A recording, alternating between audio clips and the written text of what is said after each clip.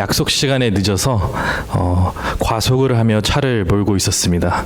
그래서 한참 달리고 있는데 그 운전자 눈에 저 멀리서 단속 카메라가 보이는 거예요. 그래도 아무리 급해도 단속 카메라에 찍히면 안 돼, 벌금 내면 안 되니까 속도를 급하게 낮췄습니다. 브레이크를 걸고. 근데 지나가는데 카메라가 번쩍거리는 거예요. 분명히 속도를 낮췄는데 이상하다. 분명히 내가 브레이크를 잡았는데 왜 카메라가 찍혔지? 라는 생각에 이게 그 궁금증이 생겨가지고 다시 한번 길을 돌려가지고 그 카메라 앞으로 갔습니다. 다시 한번 이번에는 확실하게 안전 속도를 준수하고 지나갔는데 다시 한번 카메라가 번쩍거린 거예요. 그 이상하잖아요. 그래가지고 이제 그때 좀 되니까 오기가 생기는 거예요. 네가 이기나 내가 이기나 한번 해보자 해가지고 다시 한번 길을 돌아서 카메라 앞에 지나갔습니다. 그때도 여김없이 카메라가 번쩍한 겁니다. 이거 뭔가 문제가 있구나 하고 이제 포기하고 집으로 돌아왔는데요. 며칠 후 이 사람에게 이제 벌금 고지서 3장이 날라왔습니다. 거기에는 이렇게 적혀 있었다고 해요. 안전벨트 미착용. 네, 이 예화가 우리에게 시사하는 바가 뭘까요? 내 입장에서 생각했던 문제가 진짜 문제가 아닐 수 있고 다른 문제가 진짜 문제일 수 있다라는 겁니다. 이걸 우리 신앙의 영역에 적용하면 어떨까요? 하나님께서 보시는 기준, 하나님의 관점은 우리의 관점과 다르다는 겁니다. 우리는 이 부분이 우리 삶의 문제라고 생각하는데 하나님 보시기에는 사실 문제의 원인은 다른 데 있을 수 있다라는 거죠. 그래서 오늘 하나님의 관점과 인간의 관점에 대해 좀 나누려고자 하는데요. 이사야서 55장 8절 9절에 이런 말씀이 있습니다. 제가 대신 읽겠습니다. 이는 내 생각이 너희의 생각과 다르며 내 길은 너희의 길과 다름이니라. 여호와의 말씀이니라. 이는 하늘이 땅보다 높음같이 내 길은 너희의 길보다 높으며 내 생각은 너희의 생각보다 높음이니라. 오늘 본문 말씀은 이스라엘이 그토록 바라던 가나안 입성을 앞두고 바란 광야에 있는 가나안의 남쪽 문턱에 있는 상황에서 시작합니다. 이곳은 가나안으로 들어가기 위한 첫 관문과도 같은 곳입니다. 배경을 설명드리자면 하나님은 모세에게 각 지파에서 한 명씩 뽑으라고 해서 12명의 지도자들을 가나안 땅을 정탐하라고 보내라고 명하셨습니다. 그래서 아마 이 정탐꾼들은 아마 신체적으로 튼튼하고 젊은 사람이었을 거예요. 임무의 특성상. 그래서 모세는 이 12지파 그 지도자들에게 땅의 비옥함뿐만 아니라 그 땅 거주민들의 그런 군사력까지도 한번 알아오라고 정찰을 시킨 듯합니다. 그래서 이들은 무려 40일 동안 가나안 땅을 정찰을 하게 돼요. 그리고 돌아와서 이제 보고한 내용이 오늘 본문 말씀입니다. 정탐꾼들이 보고한 바에 따르면 가나안 땅은 젖과 꿀이 흐르는 땅이래요. 저는 어렸을 때 이걸 읽으면서 젖과 꿀이 흐르는 땅이 뭐지? 라고 생각을 했습니다. 한 번쯤 생각해 보셨나요? 젖과 꿀이 흐르는 땅. 말 그대로 이 땅에 젖과 꿀이 흐르는 건 아닐 거 아니에요? 그렇죠? 젖과 꿀이 흐르면은 어떻게 다니겠습니까? 끈적끈적해가지고. 근데 이 젖과 꿀이 흐른다라는 표현은 목축을 하기에 좋은 땅을 의미하는 관용적인 표현이라고 합니다. 당시 이스라엘 백성이 양과 염소 등을 몰고 다니는 반유목민이라는 것을 감안을 했을 때 목축하기 좋은 땅은 풀이 많아서 짐승들이 배불리 먹고 잘 자랄 수 있는 땅이었습니다. 그 짐승들이 배불리 먹으면 또 새끼를 낳고 새끼를 많이 낳으면 또 어미젖이 많이 나오고 또 풀이 많고 꽃이 많으면 이제 꿀이 많잖아요. 그래서 이제 젖과 꿀이 흐른다라는 그런 히브리적인 관용 표현이라고 말할 수 있습니다. 그래서 이 사람들은 와가지고 모세랑 사람들 앞에서 막 자랑을 합니다. 과일이 이렇습니다. 이 땅이 이만큼 비옥합니다. 이 땅이 이만큼 풍성합니다 하면서 막 주렁주렁 열린 열매와 과일들을 이렇게 보여주죠. 보고가 이제 거기서 끝났으면 좋았을 것인데 거기서 끝난 게 아니에요. 그 다음이 이제 진짜 하이라이트인 거예요. 그 땅에 사는 이제 거주민들이 강하고 성읍이 견고하게 둘러싸여 있다는 겁니다. 아말렉, 헷, 여부스, 아모리와 같이 다양한 족속들이 가나안 땅에 정착하여 살고 있다라는 거예요. 그리고 가장 큰 문제는 이 정탐꾼들이 겁을 먹은 이 족속인데 아낙 자손들로서 거대한 전사라는 악명을 떨치고 있었습니다. 거인들의 후손이라고 불리는 이들은 신장이 엄청나게 장대했다고 해요. 후대에 다윗 왕한테 죽은 그 골리앗이 아마 이들이 아마 골리앗의 선조였을 것입니다. 그래서 정탐꾼들은 그들은 거인이고 우리는 그들 앞에 메뚜기와 같습니다 라고 벌벌 떨며 우리는 결코 능히 그들을 치지 못할 겁니다 라면서 사람들 앞에 보고를 합니다. 한 가지 고려해야 될 것은요, 당시 이스라엘 군대가 결코 약한 게 아니라는 사실입니다. 민수기의 인구 조사에 따르면 당시 약 60만 명의 전사들이 있었어요. 그리고 질서 정연한 그런 잘 조직된 군대였는데 이 12명의 지도자들은 분명히 그걸 알고 있었거든요. 이스라엘의 그런 전력을 알고 있음에도 불구하고 상대의 전력에 비교해서 우리는 계란으로 바위치기 격이라고 그렇게 말을 하고 있는 겁니다. 이 정탐 보고를 들은 이스라엘 백성들의 반응은 어떠했습니까? 초상을 치른 집 마냥 이제 여기저기서 울음이 터져 나옵니다. 우리가 저 견고한 성과 저 거인들을 상대로 어떻게 전쟁을 하고 이기겠나? 우리가 애굽 땅에서 죽었거나 광야에서 죽었으면 곱게 죽었을 것을 모세랑 아론 따라와가지고 우리가 이제 개죽음 당하게 생겼다. 우리의 자녀들까지도 다 당신들 때문에 노예로 이제 끌려가는 거 아니냐라고 이제 막 항의하기 시작하는 거예요. 그리고 더 나아가서는 모세 아론 끌어내고 우리가 지도자 한 명 세워가지고 다시 돌아가자 애굽으로, 이런 말이 수군수군되고 웅성웅성 나오기 시작합니다. 그때 여호수아와 갈렙이 사람들 앞에 서게 됩니다. 그들이 하는 말은 우리가 정탐한 땅은 맞습니다. 정말 아름답고 비옥한 땅입니다.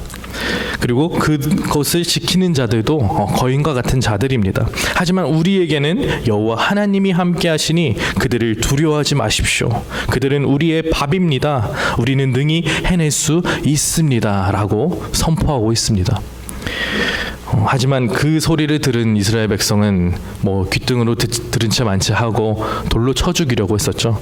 결국 이 사건으로 인해 하나님을 원망하던 이스라엘 백성은요, 하나님의 심판을 받게 되었고 갈렙과 여호수아를 제외하고는 아무도 가나안 땅을 밟지 못하게 되었습니다.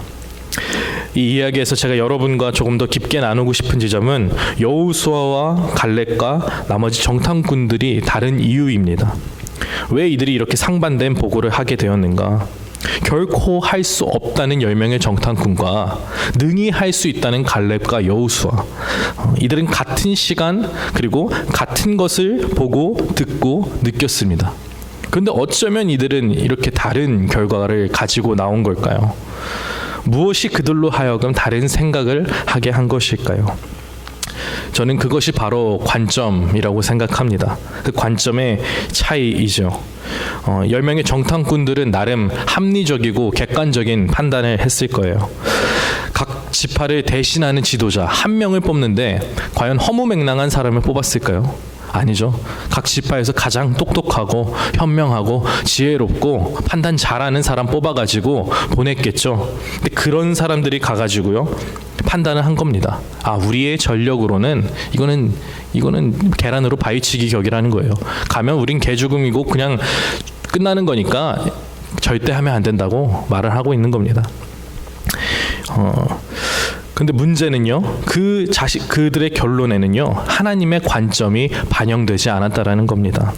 왜냐하면 그건 정말로 온전히 자신들의 관점이었기 때문이죠.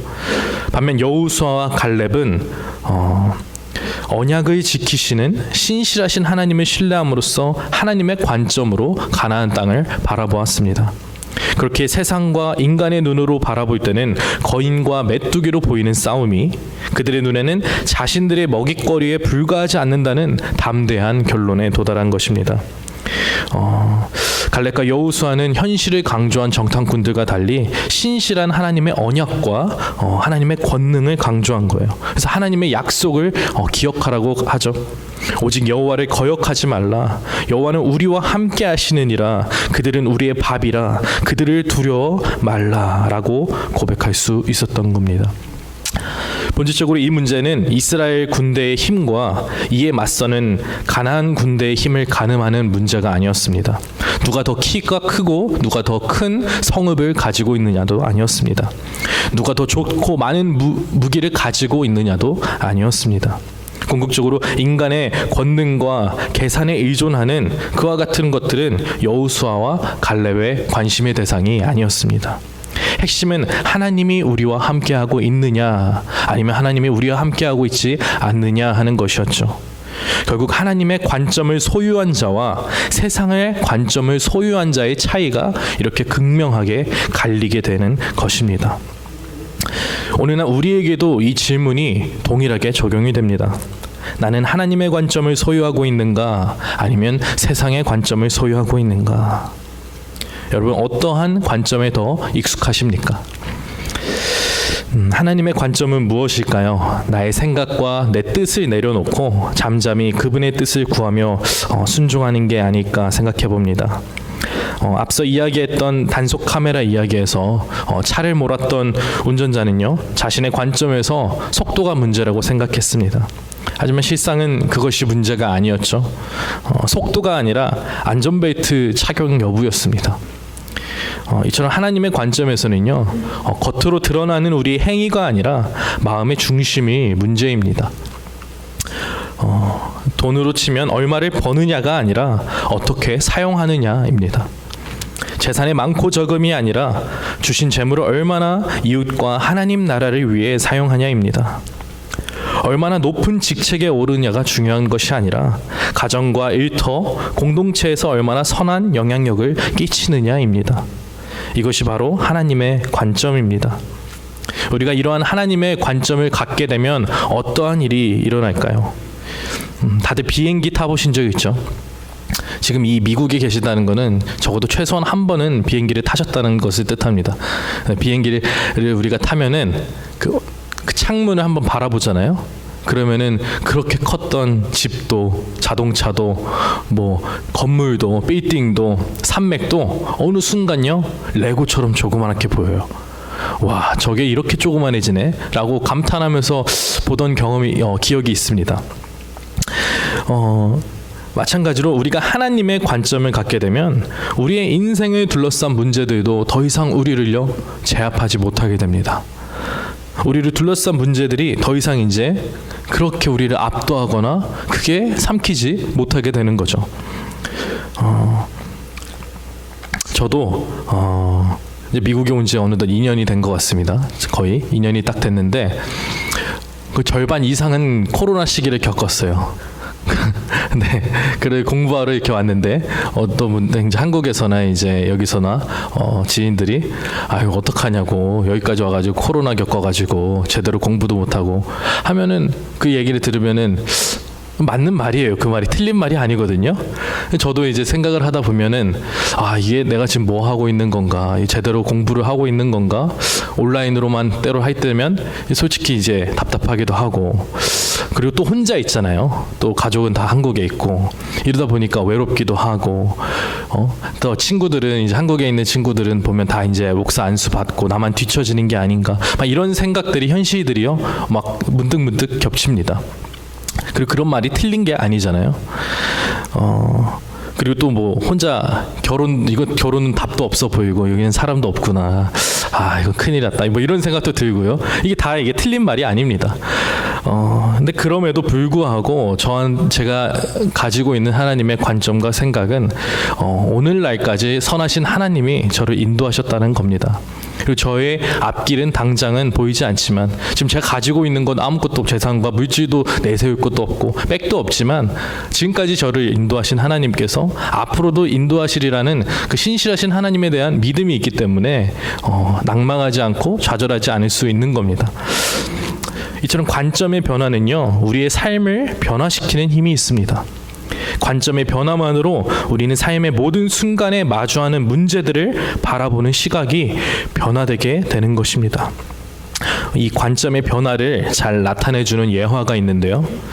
어떤 한 아버지와 아들 부자가 엘리베이터에 함께 탔어요.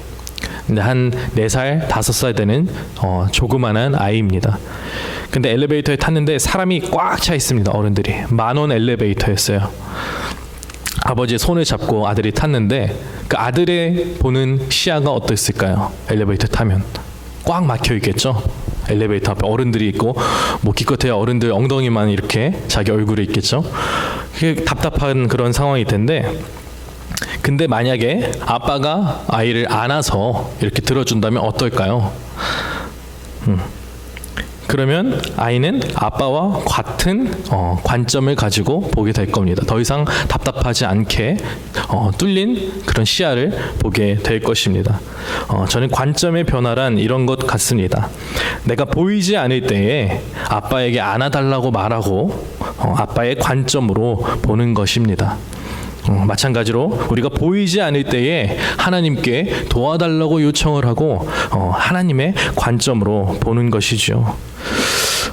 이처럼 우리의 신앙생활의 여정은 지극히 인간적이고 세속적인 우리의 관점을 하나님의 관점으로 끌어올리는 것입니다. 그런데 만약에 우리가 스스로 나는 혼자 할 수 있어 하고 애쓴다면요, 하나님은 그래? 그러면 계속 한번 해봐 라고 말하실 거예요. 그런데 아무리 혼자 발버둥 쳐도 안 될 때, 우리가 비로소 그때에 하나님 나의 힘으로는 부족하오니 하나님 도움이 필요합니다, 아버지의 도움이 필요합니다 라고 말할 때에 하나님은 우리를 도우시기 시작하십니다. 때로는요, 어떠한 사실보다 어떠한 관점이 더 중요합니다. 앞서 이야기한 대로 가나안 땅을 정탐하고 돌아온 12명의 그 10명의 정탐꾼의 보고는 사실이었습니다. 실제로 젖과 꿀이 흐르는 땅이었지만 그 땅의 거주민들은 크고 강하였으며 그 성읍은 견고했습니다. 그것은 엄연한 사실이었어요. 그런데 문제들은 그것을 바라보는 관점이 달랐다는 것이죠. 10명의 정탐꾼들은요, 하나님의 관점이 반영이 되지 않은 지극히 자신들의 판단과 현실적인 눈으로만 바라보았습니다. 그것을 넘지 못했던 것이죠. 그러나 여호수아와 갈렙은 하나님의 눈으로, 믿음의 눈으로 바라보았습니다. 사실을 바라보는 관점이 달랐던 겁니다. 10명의 정탐꾼들은 그들의 눈에는 현실적인 눈으로 봤을 때는 너무나도 크고 넘을 수 없는 산으로 보였는데요. 그래서 하는 말이 우리는 그 백성을 치지 못하리라. 우리는 그들 보기에 메뚜기와 같다. 이게 얼마나 절망적이고 자조 섞인 말입니까? 더 이상 우리에겐 희망은 없다라고 이제 선을 긋는 거거든요. 하지만 여호수아와 갈렙은 하나님의 눈으로, 믿음의 눈으로 그 땅과 사람들을 바라보았습니다. 그래서 우리가 곧 올라가서 그 땅을 취하자, 능히 이기리라 라고 외쳤고, 하나님이 우리와 함께 하심으로 그들은 우리의 먹이라 라고 외친 겁니다. 이거는 정말 단순히 그냥 객기가 아니고 단순히 그런 객기가 아니라 정말로 하나님께서 우리와 함께 하시니 승리하고 이길 수 있다는 확신이 이 안에서부터 우러나온 것입니다. 여러분의 삶에서요, 믿음의 눈으로 바라보아야 할 영역은 어떠한 부분입니까? 이처럼 믿음이라는 것은 우리가 어떠한 관점을 가지고 있느냐에 따라서 결정이 됩니다. 믿음의 성장이란 무엇일까요? 한마디로 시각의 변화, 그리고 관점의 변화입니다. 하나님을 믿기 전에, 하나님을 만나기 전에 나의 관점이 세상적이고 세속적이었다면 이제는 세상의 눈에서 하나님의 눈으로, 그리고 이제는 세상의 생각에서 하나님의 생각으로 바뀌는 것입니다. 이것이 믿음의 성장이라는 것입니다. 우리가 인생을 살다 보면 원치 않는 일들을 많이 겪게 됩니다. 이해되지 않는 일들도 많이 일어납니다. 실패할 때도 있고요, 시험에 넘어질 때도 있고요, 또 불의의 질병과 사고를 겪을 수도 있습니다. 이 모든 것들이 사실입니다. 우리가 겪는 게 거짓이 아니죠. 부정할 수 없는 현실입니다. 때로는 사랑하는 사람과 헤어질 수도 있고 배신에 당할 수도 있고요. 그런 여러 가지 힘든 문제들을 겪을 수 있는데요. 이 사실을 사실로 받아들여야 되죠. 사실을 왜곡시켜서는 안 됩니다. 근데 중요한 것은요, 우리가 그 사실을 넘어서서 그것을 대하는 우리의 태도가 더 중요한 겁니다. 아니, 그것을 바라보는 관점이 더 중요한 겁니다. 나의 실패를, 나의 장애를, 나의 아픔과 상처를 어떻게 바라보느냐가 더 중요합니다. 종교개혁자 마틴 루터는 이런 말을 했습니다. 진실한 성도는 하나님 앞에 왜라고 묻지 않고 무엇을 이라고 묻는다라고 하였습니다.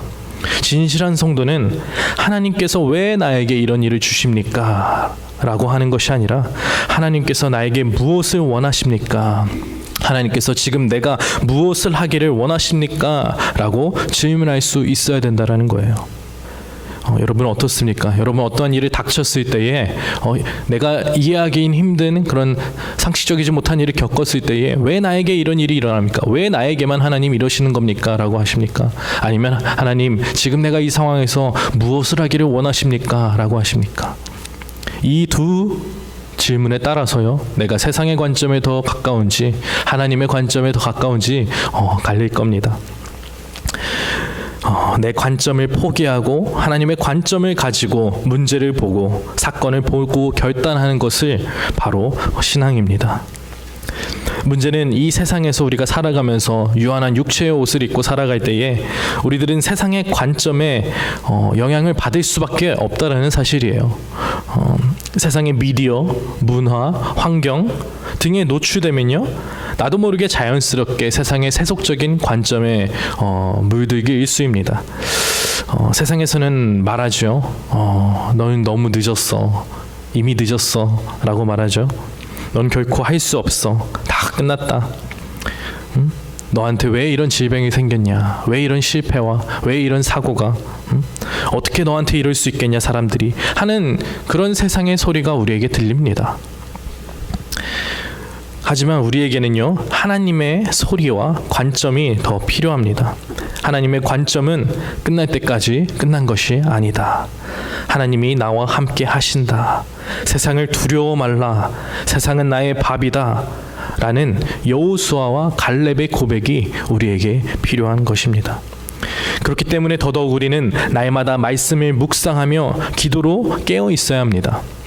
말씀과 기도로 깨어 있어야 우리는 성령의 인도하심을 받고 하나님의 관점으로 세상을 바라볼 수 있게 되는 겁니다. 만약 그렇지 못한다면요, 우리를 삼키려고 호시탐탐 노리는 우는 사자와 같은 그 세상의 관점이 우리를 삼켜 버릴 겁니다.